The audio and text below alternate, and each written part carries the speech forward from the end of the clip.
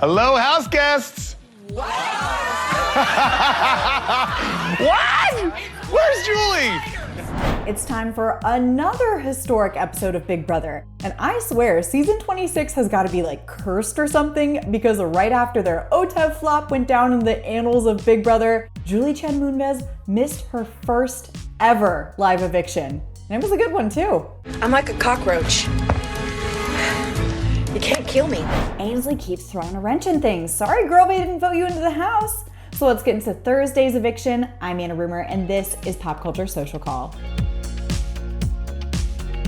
Let's start with the Julie of it all. I mean, can you believe it? In 26 seasons of a show, she had never missed a live eviction until this week when she came down with a mild case of COVID and was replaced by Jerry O'Connell, who I thought did a really good job. I mean, he's not our beloved Chen bot, but he nailed the subbing gig. As Julie always says, expect the unexpected. Here we go.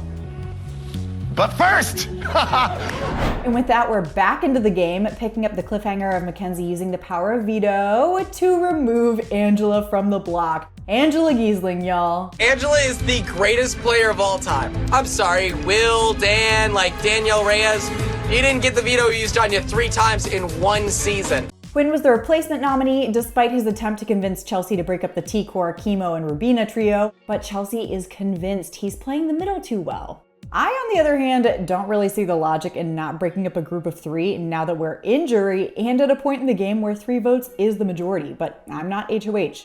I think that Chelsea is a smart enough player to try to play the middle, and so I think that by her putting me up, lamb for slaughter, next to Kimo, is gonna buy her goodwill with that voting block of 3, so I'm feeling pretty screwed right now. And I'll say this for Quinn, even with his days looking pretty numbered, he was putting in the work trying to sway Cam, Mackenzie, even Chelsea in case of a tiebreaker. Just on a personal level, I've wanted to be on this show since I was literally in elementary school. Yeah. I've said multiple times, this was the hardest decision for me. But Chelsea and Mackenzie thought that by leaving Quinn in, he could form a new trio with Leah and Angela, although that's a way looser trio. I just don't see the logic here.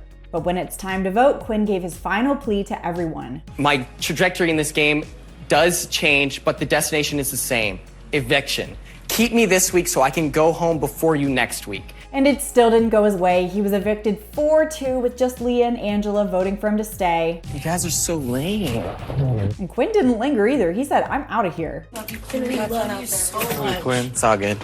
It's a cruel twist of fate indeed that the super fan of a season didn't even get to meet Julie after he was evicted, but he at least got this message from Leah to watch back, so I think he's gonna be fine. I think I have a crush on him. Don't tell anyone.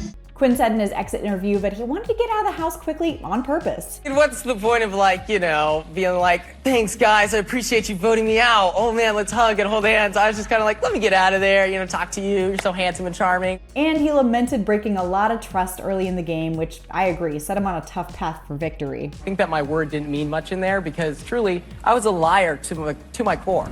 And thus ends Quinn's game. I will miss him. I will not miss him yelling at me in the diary room.